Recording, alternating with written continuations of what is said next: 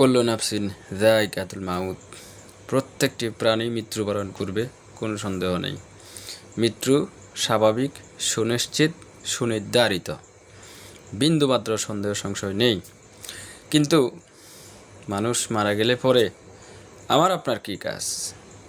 মারা গেলে পরে কি আমি 2টা গরু দিয়ে সেদিন খাওয়াবো? প্রথম কাজ। এরপরে 4 দিনের দিন আরও কিছু অ্যারেঞ্জমেন্ট করে খাওয়াই। এরপরে থার্ডলি 40তম দিনে 40 করি।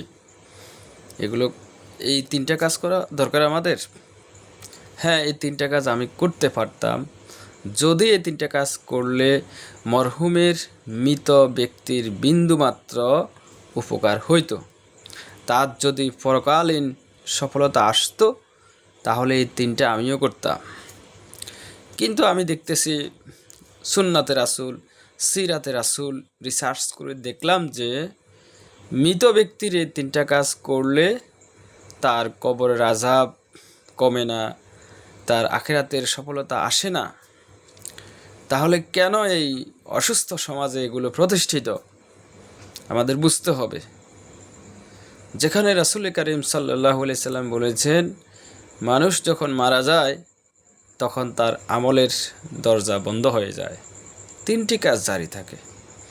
প্রথমত তার সাদকায়ে জারিয়া। জীবদ্দশায় সে সাদকায়ে জারিয়ার যে অ্যাক্টিভিটিসগুলো করতো, এগুলো থেকে তার সওয়াব অটোমেটিক্যালি ট্রান্সফার হবে তার আমলনামায়, সাদকায়ে জারিয়া। এখন যিনি মারা গেলেন তিনার সাদকায়ে জারিয়ার অ্যাক্টিভিটিস যদি থাকে তিনি অটোমেটিক তা পেয়ে যাবেন।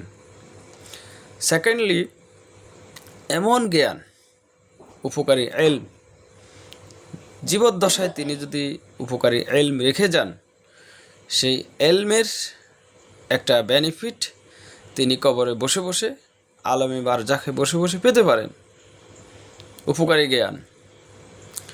থার্ডলি, তিনি যদি এমন কোনো সুসন্তান, নেককার সন্তান পৃথিবীতে রেখে যান যারা ভালো কাজ করলে পরে, সৎ কাজ করলে পরে তার একটা পার্সেন্টেজ তার অ্যাকাউন্টে, আমলনামায় ট্রান্সফার হয়ে যাবে।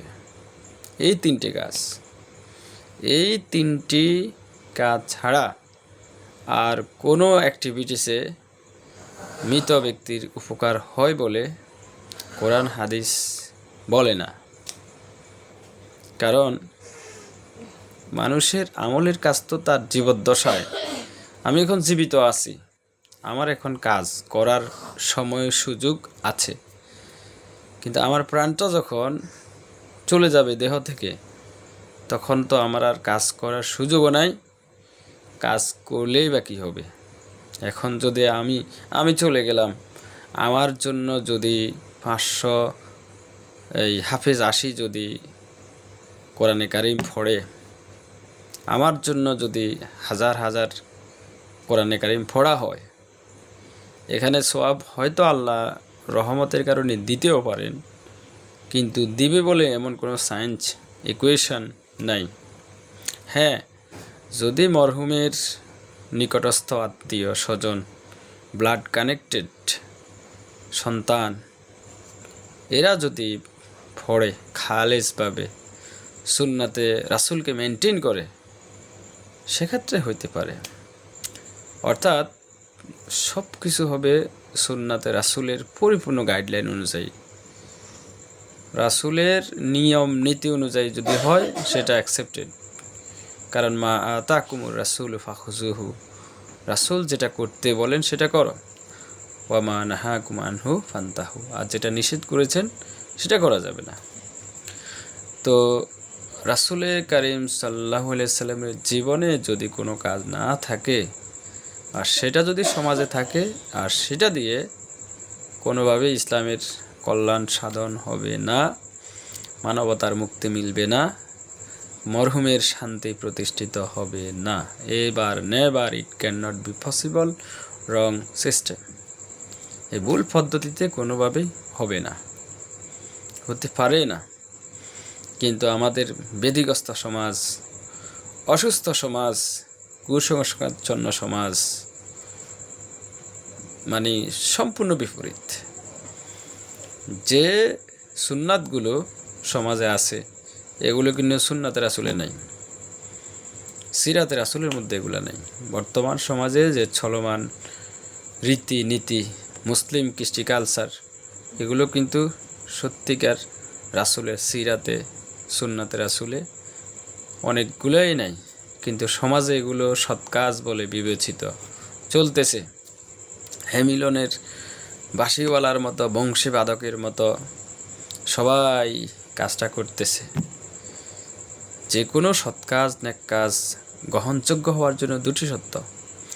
প্রথমত, ওই কাজের ব্যাপারে আল্লাহর পক্ষ থেকে নির্দেশনা আছে কি না। দ্বিতীয়ত, সেই কাজটি রাসূল তার জীবনে করেছেন কি না। এই দুটি মূলনীতি সকল সৎ কাজের পিছনে।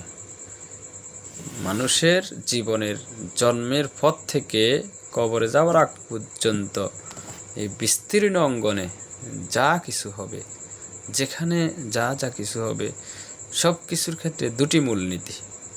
এই দুটি মূলনীতি যদি হয় তাহলে এই পৃথিবীতে আপনার সার্থকতা।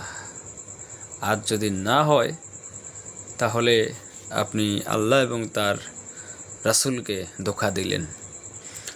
এখন আল্লাহ এবং তার রাসূলের সাথে ধোঁকা দিয়ে, আল্লাহ এবং তার রাসূলকে ফাঁকি দিয়ে যদি পৃথিবীতে আপনি থাকেন, আপনার থাকাটা হবে। কিন্তু আল্লাহ যদি সন্তুষ্ট না হয়, রাসূলের সুন্নাহ যদি বাস্তবায়িত না হয়, সেক্ষেত্রে আমাদের আমল গ্রহণযোগ্য হবে না।